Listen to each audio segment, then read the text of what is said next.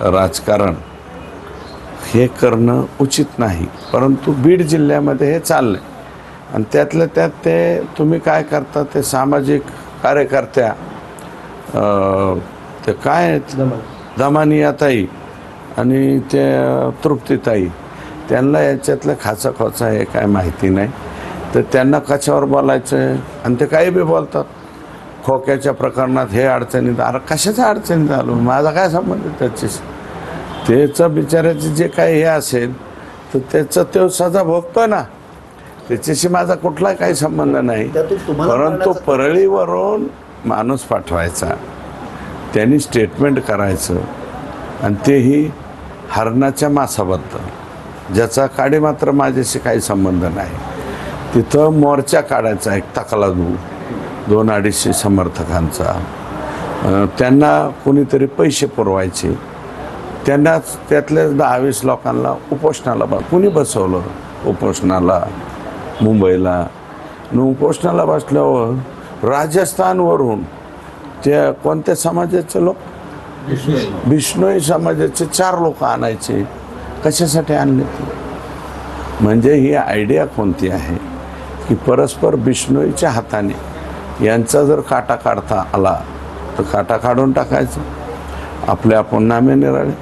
आणि त्यातल्या त्यात आणखी आमच्या जिल्ह्याशी संबंधित 2 लोक अँकर आणि ते काय म्हणतात अँकर आणि टी व्हीवरचे बडे मुद्दे छोटे मुद्दे यांनी उठलून सुटून तेच मुद्दे लावून धरायचे. अरे काय कोणाच्या म्हणजे माणसं मारायचा काय तुम्ही कारखाना काढला काय?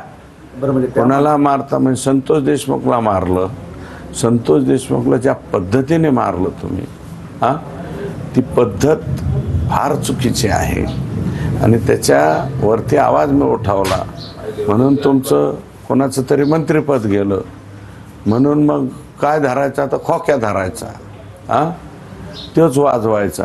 कोण खोक्या काय खोक्या?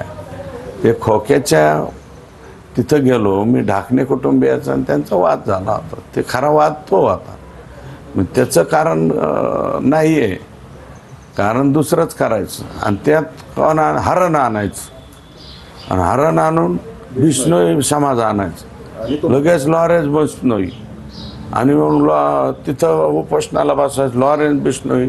बिश्नोई समाजाचे लोक कोणी यांचे विमानाचे तिकीटं काढले, कुणी यांना मुंबईला बसवलं, कोणाला बसवलं, याची संपूर्ण चौकशी करण्यासाठी मुख्यमंत्र्यांना म्हणजे माणसाचे काटे कसे काढायचे असे नवीन उद्योग मला वाटतं बीड जिल्ह्यामध्ये चालू.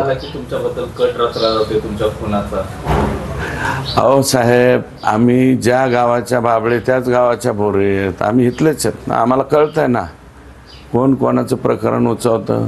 खोक्या हे निमित्त मात्र आहे, निमित्त मात्र आहे. त्याच्या आडून बिश्नोई समाजापर्यंत जायचं हे कोणाचे डोके आहेत हे एकदा मला मुख्यमंत्र्यांकडून तक्रार करून, आणि माझं मत आहे की पोलिसने स्पेशल पोलीस नेमून याची चौकशी करावी. फक्त कट यशस्वी झाला. फक्त एवढंच आहे की त्या दमानियाताईंना आणि यांना सांगणं आहे की तुम्हाला ज्या गोष्टी माहीत नसतात त्याच्यात किमान तोंड तरी घालू नका. कट झाला होता असं म्हणत आहे, नक्की काय सत्य आहे तथ्य? पहा, मी या बाबतीमध्ये काल मला वाटतं साम टी व्ही का सरकारनामा त्यांच्याशी मी बोललेलो आहे, फार डिटेल बोललेलो आहे.